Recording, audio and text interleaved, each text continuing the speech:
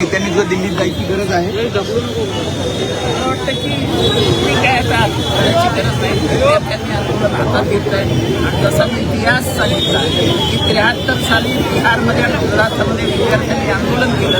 ते आंदोलन पेटलं आणि त्याच्यात इंदिरा गांधींचा पराभव झाला. तुम्ही या देशामध्ये टायनामेन स्क्वेअर करू नका, विद्यार्थ्यांना दाबायला जाऊ नका. सिंग वयाची 27 होते, राजगुरू वयाचा 27 होता, सुखदेव वयाचा 26 होता. हे सगळे कॉलेजमध्ये जाणारे विद्यार्थीच होते.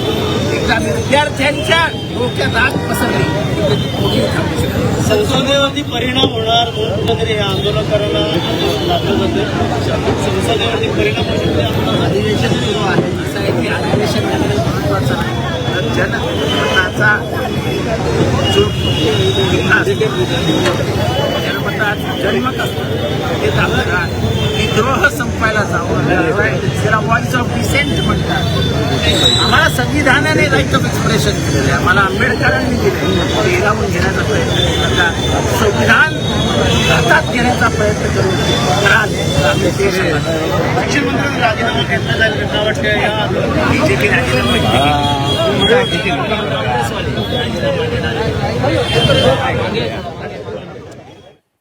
तर ठाण्यामध्ये देखील आपण पाहतोय जितेंद्र आव्हाड यांच्या नेतृत्वामध्ये हे आंदोलन सुरू आहे. पेपर फुटीच्या विरोधात महाविकास आघाडीकडनं आंदोलन केलं जात आहे. जितेंद्र आव्हाड यांच्या नेतृत्वामध्ये विद्यार्थी एकवटलेले आहेत. धर्मेंद्र प्रधान यांच्या राजीनाम्याची मागणी होती आहे.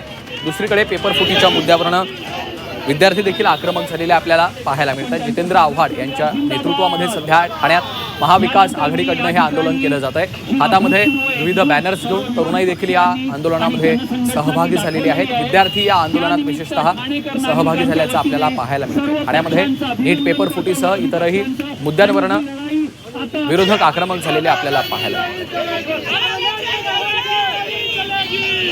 ठाण्यामध्ये केंद्र सरकारच्या विरोधात महाविकास आघाडी एकवटलेली आहे. जंतर मंतरवर सुरू असणाऱ्या सोनम वांगचुक आणि अभिजित दिपके यांच्या आंदोलनाला पाठिंबा देण्यासाठी आमदार जितेंद्र आव्हाड यांच्या उपस्थितीमध्ये विरोधी पक्षांचं आंदोलन सुरू आहे. या आंदोलनात राष्ट्रवादी शरद पवार गटाचे आमदार जितेंद्र आव्हाड आहेत, जिल्हाध्यक्ष मनोज प्रधान, शिवसेना ठाकरे पक्षाचे जिल्हाप्रमुख केदार दिघे, काँग्रेसचे जिल्हाध्यक्ष राहुल पिंगळे देखील उपस्थित आहेत. महाविकास आघाडीनं आता आक्रमक भूमिका घेतलेली आहे आणि धर्मेंद्र प्रधान यांनी राजीनामा द्यावा या मागणीसाठी तर ते रस्त्यावर उतरल्याचं आपल्याला पाहायला मिळतं.